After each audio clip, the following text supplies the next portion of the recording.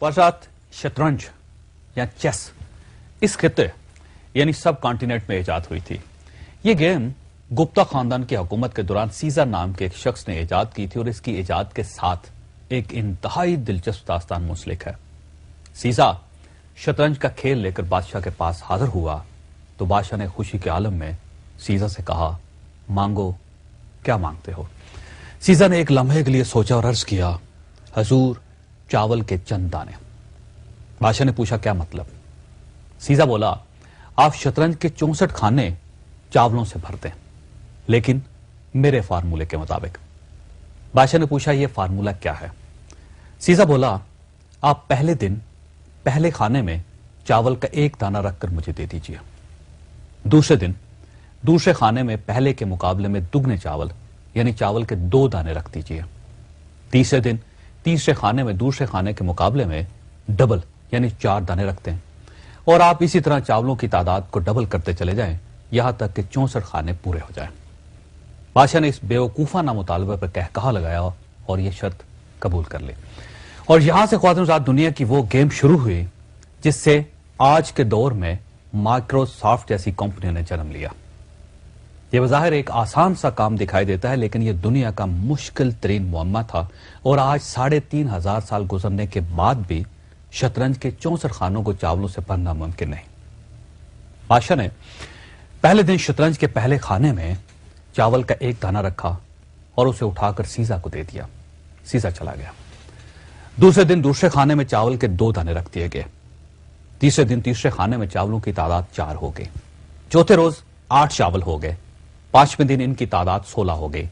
छठे दिन ये 32 हो गए। 7वें दिन ये 64 हो गए। 8वें दिन यानी शतरंज की पहली रो के आखिरी खाने में 128 चावल हो गए। 9वें दिन इनकी तादाद 256 हो गई। 10वें दिन ये 512 हो गए। 11वें दिन इनकी तादाद 1024 हो गई। 12वें दिन ये 2048 हो गए। 13वें दिन इनकी तादाद 4096 हो गई और 14वें दिन ये 8192 हो गए।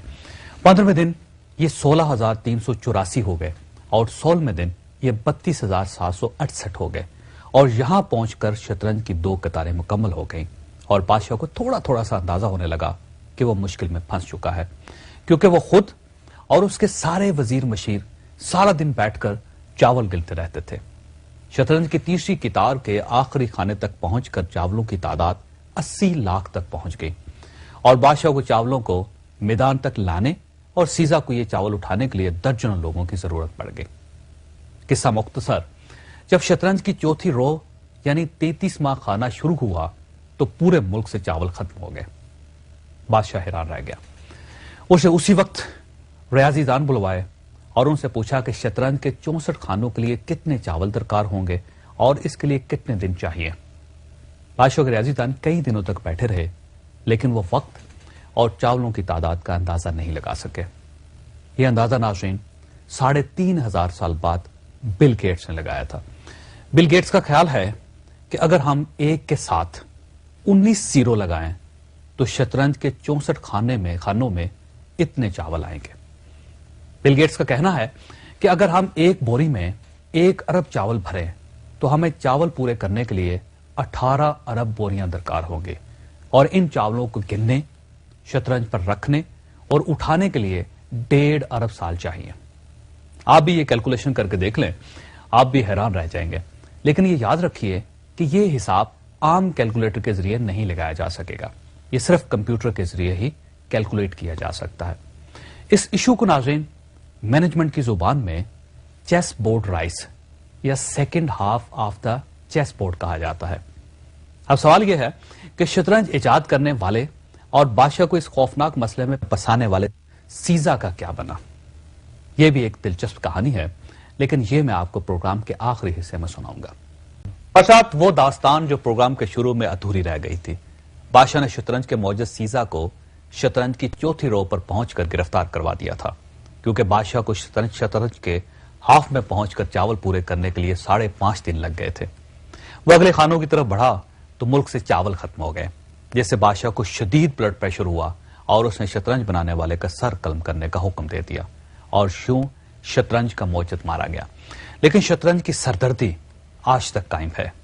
شطرنج انڈیا سے ایران پہنچی، وہاں سے بغداد، بغداد سے اسپین اور اسپین سے یورپ چلے گی اور آج پوری دنیا میں کھیلی جا رہی ہے۔ یہ بھی کہا جاتا ہے کہ سیاست شطرنج ایسی گیم ہے جس میں پیادے سے لے کر بادشاہ تک سارے کردار موجود ہوتے ہیں، بس ایک کردار نہیں ہوتا اور وہ کردار ہے جج۔ جی ہاں، شطرنج میں جج نہیں ہوتا لیکن سیاست میں ہوتا ہے، اور ججز کے بارے میں کہا جاتا ہے کہ یہ اگر مضبوط ہوں تو یہ قلم کی نوک سے بڑے سے بڑا قلعہ اور بڑے سے بڑا تاج اڑا دیتے ہیں، خواہ اقتدار کو کتنی ہی امیونٹی کیوں نہ حاصل ہو۔ اللہ تعالیٰ آپ اور آپ کے اہل خانہ کو انصاف کرنے اور انصاف مانگنے کی توفیق دے۔